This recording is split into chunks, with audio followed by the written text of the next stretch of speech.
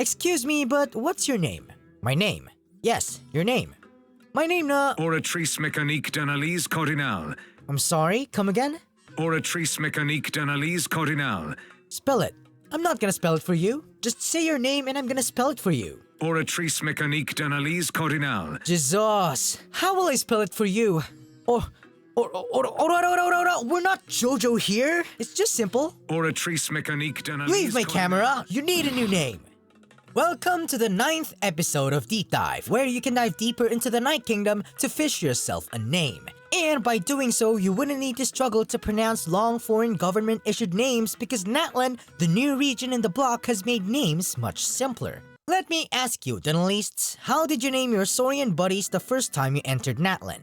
Me? I wanted to name our little guy something related to the title of Monsieur or something connected to the title of our Lord and Savior Neuvillette. But my mind drifted away and tested out starrel names until I decided to give him the name Aventurine. This is clever considering our saurian belongs to the digger variant capable of mining gems. It's an interesting coincidence considering that I often give much thought to naming characters, pets, or people based on how I like to call them. Being the etymology type of guy I am, I'm always drawn to analyzing different name meanings. In my past deep dives, I have talked about how name plays an important role in the Archon quest of Natlan, pointing out references in xilolen, the Natlan Live Symphony performance, and the agate gemstone. But with Acts 1 and 2 being out, I took my time playing through the new story. Quick comment, I like how they started off with the story. It felt unique when you put it side by side with the beginning acts of Sumeru and Fontaine. And by the way, just a quick reminder that if you haven't finished the 5.0 Archon quest yet, I suggest you finish it first because from this point onwards, you're catching a lot of spoilers. Do you get it? Catching a lot of spoilers? Numerous lore hints have been consistently thrown at us throughout the Archon quest. Matters related to the Abyss, to the first and the following Pyro Archons, the Ode of Resurrection, the Wyab, and lastly, the Ancient Names. Speaking about Ancient Names, at the end of Act 2, Mavuika implies that the Traveler has an important part to play in the upcoming pivotal battle and that she will also forge a brand new ancient name for them. That, alongside the mysterious cutscene involving the captain, marked the end of the story update for version 5.0. It wasn't exactly that much of a cliffhanger as far as I'm concerned, but it does pose a lot of questions regarding the direction of the story and pieces of information we could tie with teyvat's entire lore. As we move on from the 5.0 story update, the Traveler getting a brand new ancient name will link us to the upcoming story due in 5.1. But the question is, what name will the Traveler get? Why is it so important that the Traveler gets an ancient name? Put on your IDs and name cards, journalists, because the court is now in session to identify the secret behind Natlan's ancient names. The Natlan Archon quest began with us meeting Kachina in the middle of what looked like a bad day for her. Her teammates quitting her team to switch for another team captain for reasons they'd rather not tell Kachina. However, she knew the implications of perhaps not being strong for her team, which dropped her self-confidence. And it was indeed a timely arrival for the Traveler. Perhaps we could help a new friend regain her confidence for the upcoming pilgrimage, a competition that people in Natlan look forward to. As we get to know Kachina for the first time, she welcomes us and introduces herself as not just Kachina, but Uthabiti Kachina. Uthabiti being the Swahili word for resilience. Kachina explained it to us as what they call an ancient name. As Kachina tours us around her tribe, the Children of Echoes, we also meet the tribe's chief Pakal, who shares more information about ancient names as Kachina suggested that we dive or deep dive into ancient names. Pakal then explains why and how ancient names are inherited, as he states that it allows them to preserve the stories of the past and it's an heirloom passed from generation to generation. Kachina shows us a black feather-shaped stone with a glowing inscription, implying her ancient name. We uncover that the inheritance of ancient names fall under the supervision of the Wyab, selecting who deserves to be the successor. And before moving on, Pakal quotes a saying about the ancient name. Our forebearers carved miracles into obsidian rock, yet future bearers looked upon them and saw strength. The miracles of the past become the motivations of the present. The limitations of the past become the breakthroughs of today. This gives away the information that the black feather-shaped stone that Kachina showed is made out of obsidian. Aside from these feather-shaped stone, we also see obsidian totems in the tribe's settlement. This isn't only limited to the children of Echoes, the people of the springs where Mualani originates from, and the signs of the canopy where Kinich belongs also had these obsidian totems. Kachina also mentions that the obsidian totem is the most cherished and most sacred item in our tribe, and that it symbolizes the Wayab that protects and grants them blessings. Likewise, this could be the same for other tribes, where their local obsidian totem is given much importance. With all that being said, going further down to the common factor between the ancient names and the totems, we reach our first lead information being that these important objects are made of obsidian. In the Archon quest, after the Ode of Resurrection failed to bring Kachina back, we had to fish for her ancient name, requiring that we get plenty amount of ropes and 2 obsidian fragments. As for the required materials, we meet Vichama, who explains that he plans to use the ropes to build a net, remarking that by creating something tangible in our world like a net, we can create a connection to a corresponding concept in the Night Kingdom. So the net that Vichama plans to build is not for a physical purpose, but an intuitive one that can be achieved from a metaphysical perspective. As for the obsidian, Vichama just states its purpose as a place to store the ancient name. But why does it have to be obsidian? Why can it be just any other type of stone? Let's go back to 2 important points here. Vichama needed both the ropes and the obsidian to retrieve the ancient names of Kachina and his friend Malco, both stuck in the Night Kingdom, a place that normally cannot be accessed physically. Since the Traveler and the other characters are in the physical realm of Natlan, they need a method that allows them to interact with the Night Kingdom. Thankfully, they have their hands on a device called the Spirit Speaker Stone, which allows them to navigate the Night Kingdom from a physical realm. Concerning the materials, the ropes were used to build the concept of a net, and using this information, we could infer that the obsidian isn't just metaphorically used for storage. It is a physical container that could store something conceptual retrieved from a place beyond the physical boundaries. If we go back to Kachina's feather-shaped stone, Kachina's stone has her ancient name inscribed on it. Given how ancient names are passed down to further generations, the use of obsidian makes it possible for their concept to manifest physically. Resilience, unity, and turn fire, which recontextualized from Swahili could be understood as exchange or trade in English, these are all concepts. It is through the obsidian that it physically manifests through the characters who bear it.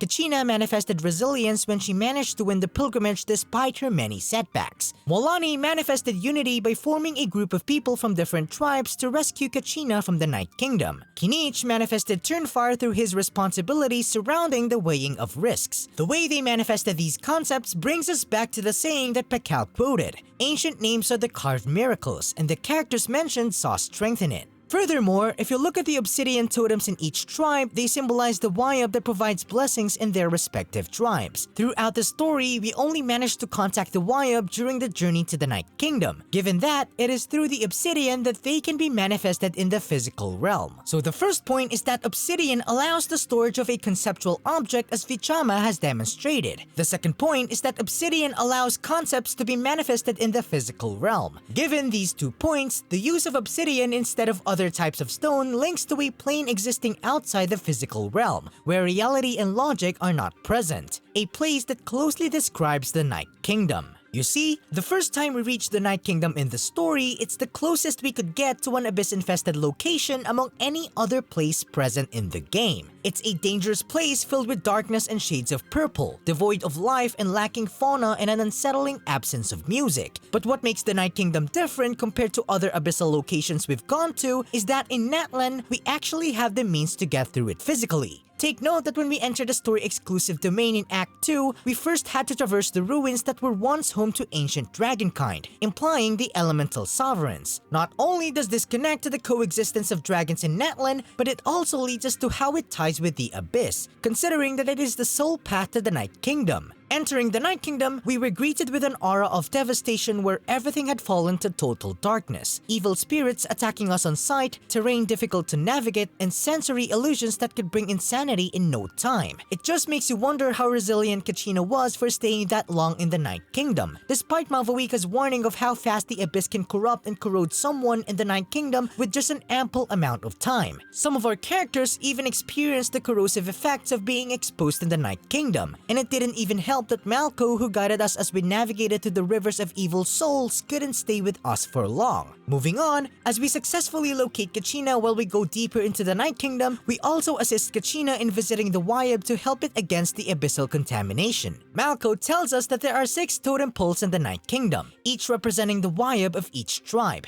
He also adds that we can think of them like the body of each Wyab. Upon reaching the totem Kachina wanted to visit, notice that it appeared like a stone statue colored black. If we go back to our previous pieces of information, there is no other type of black stone that can be referenced other than obsidian. And when you try to inspect the wording when Malco informs us about the 6 totem poles, if we think of them like the body of each Wyab, it implies that these poles are their physical manifestations. These are no longer objects used to symbolize them. We are in the actual realm of the Wyab, which is true because it's already a given that the Night Kingdom is exactly worded as the realm of the Wyab. The Wyab aren't native to the physical realm. They are set up to be similar to spirit guides, hence describing the Night Kingdom as a liminal space between the body and mind and life and death. If you read more about it in the wiki, it also asks that due to the lack of stable, deep-rooted ley lines within Natlan, the Night Kingdom essentially functions as Natlan's ley lines. This is why the region of Natlan seems different from the other regions in Teyvat. Ley lines are responsible for the flow of elements and memories of everything living in Teyvat. Reading further into the Wikipedia's trivia section, we also learn that the concept originates from the pseudoscientific belief that historical sites and landmarks are interconnected along deliberate alignments called ley lines, which are thought to be paths channeling spiritual energy. If we apply this logic to Natlan, we can make sense of how each element has been associated with the respective tribes that have been established in the region, thanks to the Wyab that dwells in the Night Kingdom. So the reason why it's obsidian instead of any other type of stone is because it is a conductor of all energies coming from the Night Kingdom. This includes spiritual blessings, generational powers, the life that sustains the region, and even the corrosive energy of the abyss. Considering how the traveler couldn't participate in the pilgrimage and had less access to Natlan exclusive activities, the only way the traveler could increase their clearance in the region was through the ancient name that Mavuika intends to forge, presumably on an obsidian rock. We are getting initiated into the region, receiving a blessing from the nation's Archon herself. Fresh from Fontaine, we can now carve our influence into stone and make a name for ourselves in Natlan. But how exactly can an ancient name help the traveler achieve that? We know from the beginning that ancient names contain power which their bearers could extract from, but rather than extract, transmute seems to be a better word, since the ancient names are bestowed by the Wyab, whom recently established as Natlan's equivalent of the ley lines. The power contained by these ancient names can be considered as abundant as the 7 elements present throughout Teyvat. If you try to compare the ley lines' functions and the Night Kingdom's properties, you'll realize that the Wyab are also elemental beings. In case you aren't aware, Teyvat has 3 realms: the Light Realm, the Human Realm, and the Void Realm. When the 7 sovereigns lost their authority to the heavenly principles, the Human Realm was established with the current events of the game, implying that the Light Realm has been merged alongside it. Ley lines are part of the Human Realm, and since elemental energy flows through its networks, this further backs up the coexistence of the Light Realm and the Human Realm. Let's not forget that the ley line network also extends down to the Abyss, allowing the Void Realm to send out dark currents, which is the case we are seeing right now in the Night Kingdom. If the Abyss is a destructive force to both the Human Realm and the Light Realm, then it makes sense for the Wyab to be elemental beings since they are the only other entities dwelling in the Night Kingdom, apart from the Abyss, and they are also under the threat of the Abyss. What this means for the Human Realm or the physical realm, as we said a while ago, is that with Obsidian being a conductor of all energies coming from the Night Kingdom, the abyssal contamination could also be transmuted to the same way that the characters draw power from their ancient names. That is, if the Wyab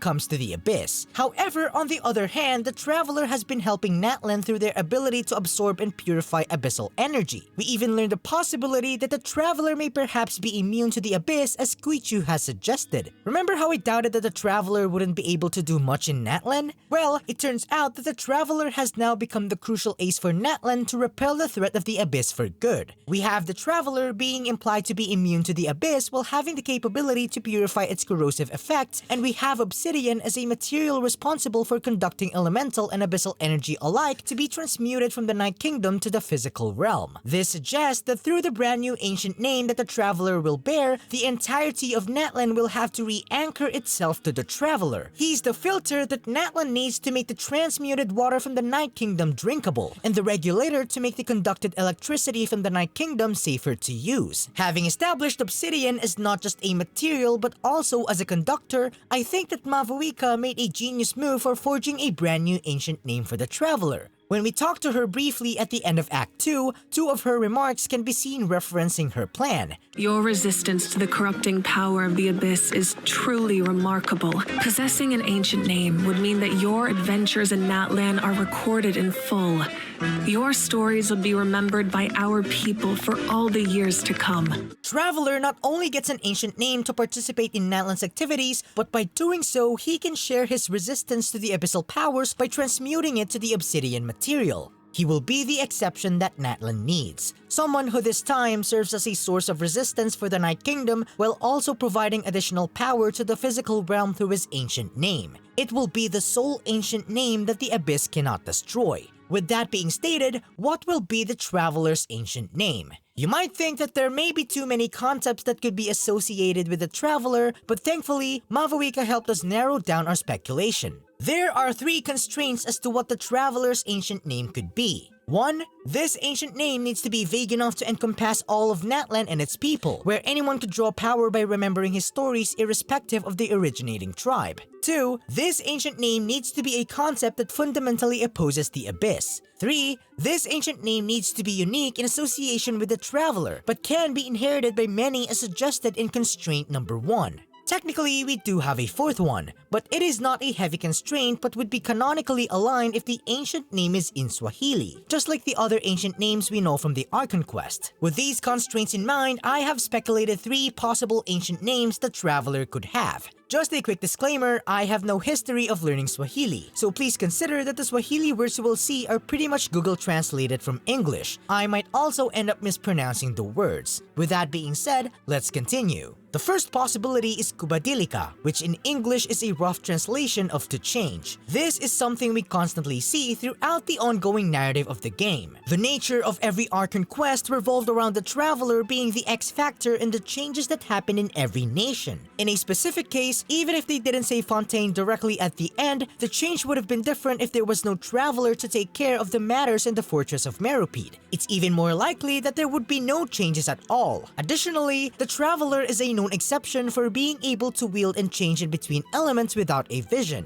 For Natlan, this concept of change will foster a tighter network among the Wayup and the different tribes, achieving a breakthrough that is the opposite of the Abyss's corrosive effects. The second name likelihood is Chaguo, which could be roughly translated to choice. This one tackles the inheritance of ancient names, where a predated concept either gets passed down to future generations or gets destroyed when its bearer is defeated by the Abyss. The problem is that it makes ancient names futile with its cause and effect should the latter happen. But if ancient name bearers interpret the strength they get by their own definition and pass it down with their interpretation of choice, the ancient name's concept still gets preserved even if it were to be destroyed by the Abyss. We've seen in the Traveler that the majority of the pivotal plot events that happened were made possible due to their interpretations and decisions. If the people of Natlan are to draw from this, they are already capable enough of forging their own fate. This would be synonymous with our third name speculation, Guunda, or to create, as roughly translated in English. If the Abyss seeks to destroy, its most obvious opposite is to create. If the Traveler were to create legacies and stories with it being his ancient name, the people of Natlan could inherit it to learn the creation of power. Likewise, this act of creation can be transmuted as a concept for the Wayup to guard themselves against the Abyss. Now, I believe that there are more possibilities as to what the Traveler's ancient name would be. If you think that the Traveler might be inheriting an ancient name that may be held by Mavuika or the previous Pyro Archons, I don't support that, especially since it's explicitly stated that Mavuika plans to forge a brand new ancient name for the Traveler. However, it is also very likely that all my speculative shots won't hit the mark. But then that's the essence of theorizing. You miss 100% of the shots you don't take, and it doesn't matter at all if my theories end up hitting the jackpot or end up shooting bricks. But it's always fun to see the uproars and the reactions that my theories evoke from all you Denalists, and I really do appreciate all your comments or criticisms or further discussions or even hate remarks. To close things out, the 5.0 Archon quest already raised the dramatic stakes, and from how it ends, 5.1's Archon quest might pick up from the plan to forge an ancient name for the Traveler. Plus, xilonen is scheduled to come out in the next version as well, being the one who will forge the name. It would be a shame if the story continues somewhere else with how they already set up the ancient name lore in the Traveler. But then, if it has something to do with xbalanque or whoever the Lord of the Night is, I won't be complaining. Besides, xbalanque also has quite a big lore to deep dive into. In the meantime, subscribe and stay alive as we discover more in the next deep dive. I'm mercanique, and this is my verdict. Thanks for watching.